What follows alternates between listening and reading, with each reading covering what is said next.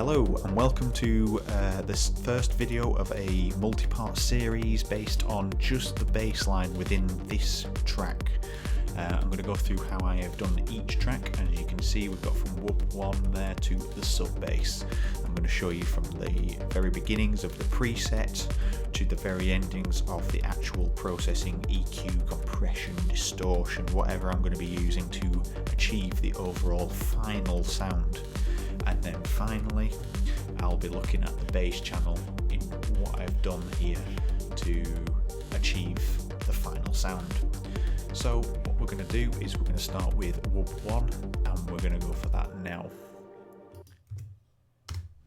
So as you can hear, it's very subtle, and the idea was set out to introduce you to the sound, kind of go, here you are, here's the bass, rather than attack it really quite quickly there and say, this is the bass.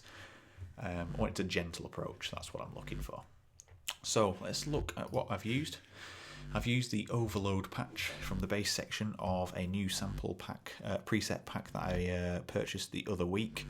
So the link's in the description below if you want to go and check that out.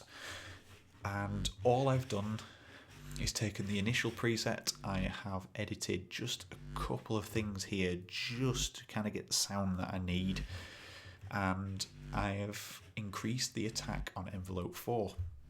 That is it. That's all I've done to the original preset. Yeah, nothing else has been edited, and as you can hear, that's the original sound. And let's have a look at the processing. So Wub 1, all we've got is the EQ here, and you can see from there I've reduced a peak there and increased here at 171 Hertz, which adds a little bit of the boxiness into the equation. So I can see that there is a couple of fundamental frequencies there, and as you can see there is one there, but I chose to not have that as the dominant feature because there's going to be other bass parts that are going to occupy this space, and just a simple bass roll off there just to get any unwanted frequencies out of the question. So as you can see, that's all I've done for that section, and I'll explain why. I wanted to get the full dynamics of the sound without actually pre-processing this particular part with compression. Don't want to artificially reduce the volume and kind of get any artifacts in there that I don't want. Just to give it its full dynamic range. As you can see, it's quite full of information there. It's quite left and right orientated, as you can see. And I've left it to the work of this channel here. So if we just bypass what this channel is adding to it, because as you can see each of the basses is routed to the bass multi-channel here. So if you right click, add tracks, group channel, and you'll get one of these and you can rename it. So let's just bypass. That's how the sound comes standard. It's pretty boring.